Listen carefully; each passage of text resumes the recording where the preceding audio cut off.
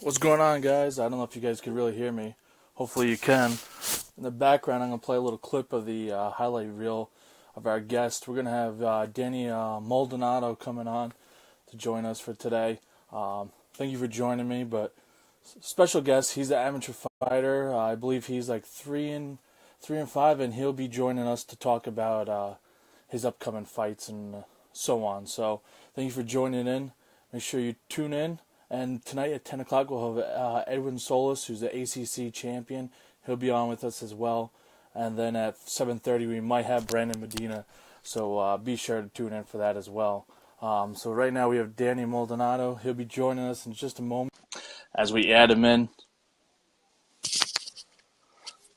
make sure the sound is working crisp. But yeah, as I got the highlights from ACC 17 up in Westchester County Center. That was pretty sweet for those of you who didn't get to check it out. So once Danny gets on, we'll be chatting up with him and be talking about the fights and everything. So, and here we go. What's going on, Danny? How you doing? Good. How you doing, man? Pretty good, pretty good. I appreciate you joining the show. Talk about your last fight and your career moving forward. Tell me a little bit about how you thought the last fight went for you. It was a tough fight. It was tougher than I expected. I thought I won, but I could see how it was close. So I'll give it to him. But I thought it was a tough fight. I thought he was a good opponent.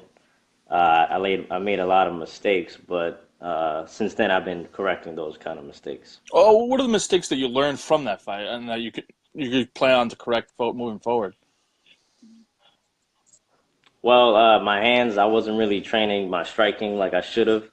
There's a lot of changes in my camp that messed up, the results in the fight. I had a tough camp, a lot of injuries, but, not making any excuses. I lost fair and square.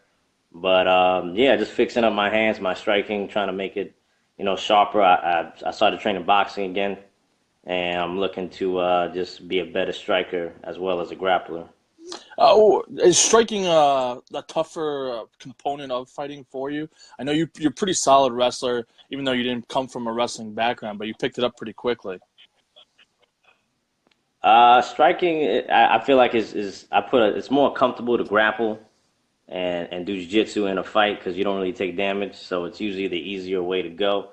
Uh, you know, Striking is a little, you can't really do a lot of hard sparring, I believe, because I feel like it messes you up longevity-wise. But just training at a new environment and training my striking in a safer realm makes me put more hours into the striking, makes it a lot easier to pick up.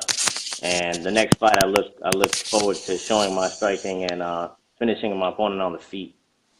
Also, tell us a little bit about your gym moving into 2018 and what you expect to go forward from here from 2018. Well, I'm training at Supreme Boxing with my new coach, Coach Rob. He's a two-time Golden Glove champion, so I've been working exclusively with him. Just me and him working, doing different parts of boxing, is working on the movement, the footwork, the hand speed, mixing in the speed with the power, and then I'm also training at my coach's new gym, my grappling coach. It's going to be in Brooklyn.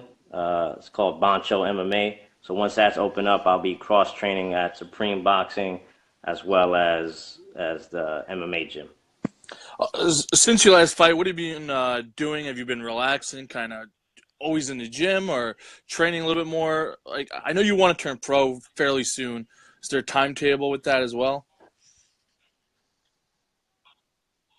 Um, I feel like in my last fight, I put too much pressure on myself trying to win that fight to turn pro instead of actually just taking my time and just focusing on my skills. But since that fight, I had a couple of injuries I needed to address, so I took about 2 weeks off. But I got right back into training again because it's my life. I can't live without training and martial arts. So after I took 2 weeks off and recovered a little bit, I jumped right back into training my boxing and just changing up my game. So I only took 2 weeks off just to recover. All right.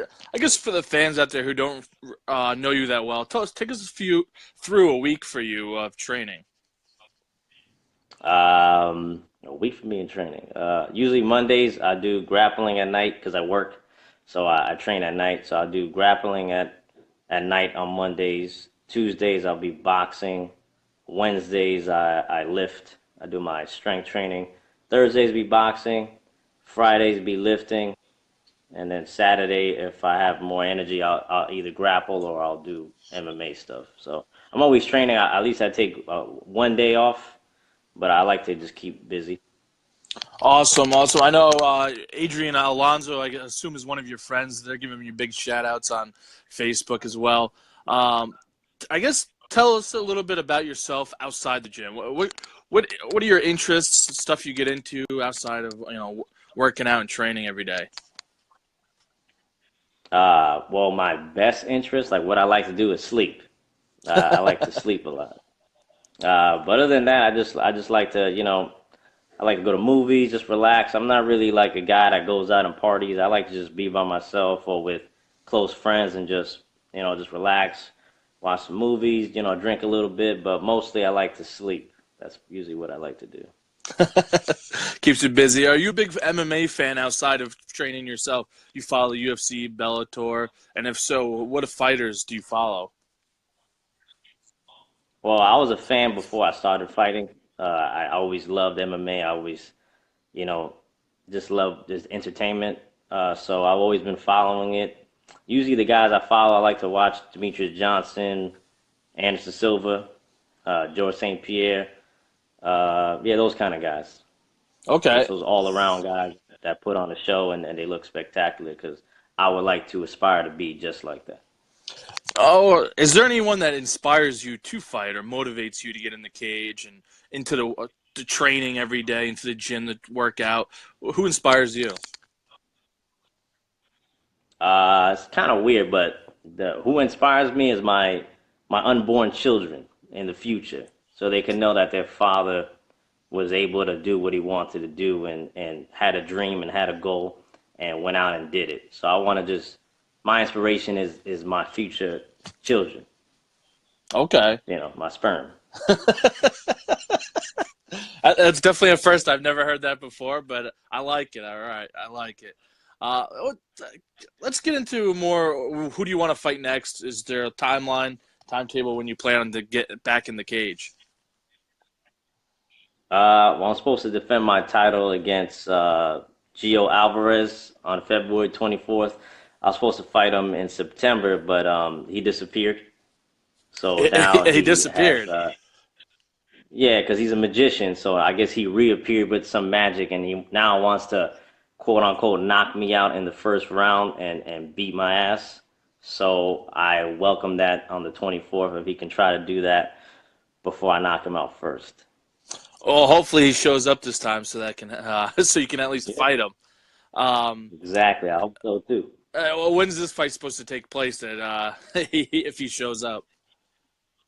Well, hopefully he shows up to. I'm fighting for Triumph Fights. I have to defend my title. Like I said, if I told everybody if I lost my last fight or had a bad performance, I would defend my title because I would like more experience, before I make the jump to pro. So February 24th, I'll be fighting him, and then I'll be able to beat his ass finally. And I understand you were asking Eric Cole, the owner of MyMMAnews.com, if there were amateur rankings coming out again. And I actually am working Yeah. on them. They should be done within the week. Yeah, I feel like the flyweights we don't get much love. I know we don't weigh that much, but I feel like we do put on exciting fights, especially me, at least me. And I know Edwin since he beat me, that was an exciting fight as well. And I know Brandon's another guy. He's an exciting fighter. So I feel like there's a lot of us little guys running around making a lot of moves. So yeah, we should get some love too. There definitely is a lot of you guys.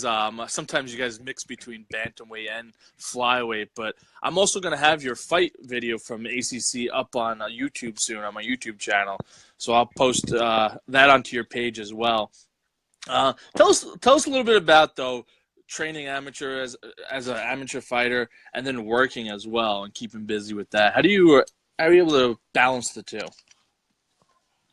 It's tough because obviously we fight for free, so there's no money in it. But you just got to be dedicated. Like after work, I can't just go home and relax and go to sleep because I feel weird. Like I feel like I need to train and be a martial artist because that'll always be a part of my life. So it's tough because I work from 11 to 7, and usually everything's closed. But I got a nice core group of guys that are dedicated just like me. So we just train from whenever I get out to like 10 o'clock or something like that. But it's tough because I don't have the luxury of training and not because I have bills. I have my own apartment. I have I got a lady, so that's also that costs money too. So yeah, so it's like it's tough, but it's a necessary sacrifice in order to be great. You have to sacrifice your time and your I could be partying, but I choose not to because I love MMA and what it's about. Now, the recent fights in UFC or Bellator, is there any one fight that stands out to you that you found more exciting than the rest? For maybe that wasn't like the top popular fight, but you found more exciting than the rest. Well, all the flyweight fights are exciting, so I always tune into those fights because it's more realistic. Like I would fight them in the future, Hmm. so I feel like they always exciting show and it's entertaining. But the fight I'm actually excited about is actually the heavyweight fight between Stipe and Ngannou. I think that's an awesome fight. I'm actually really pumped to watch that one because I'm excited to see how that goes. I have to agree with you. I think the that heavyweight fights definitely get a lot of traction compared to many of the fights in the past. But it should be an exciting fight. Um, do you have any sponsors you want to shout out to, or anyone you want to recognize? I have no sponsors, which is crazy because I feel like I'm actually a good fighter. And I went 3-1 this year. I'm a champion. I have no sponsors. I'm broke. I need money. No, I'm kidding. I'm not broke, but it'll be nice to have like a sponsor, like a nutritionist sponsor, because I have like a shitty diet, so I have a lot of weight to lose at the moment. But yeah, I like to just shout out my coaches, family, friends, anybody that supports me. That's always nice to hear them in the crowd. And I like to thank my future sponsors. Please, I need at least one good one, at Oh, least. well, you're a 125 pounder. You're talking about how you have a crappy diet. I'm a big guy. I love to eat. What's your favorite food, and what's something you eat after you weigh in? Uh, I usually the last two fights I usually went to Bear Burger, and I just love cheeseburgers and French fries and bacon and pizza and chocolate brownies. I don't know. I like everything, but cheeseburgers will forever hold a piece of my heart. Awesome, awesome. A cheeseburger you can never go wrong with. That is for sure. Danny, how can they find you on social media if they want to follow you? Oh, I think we lost them.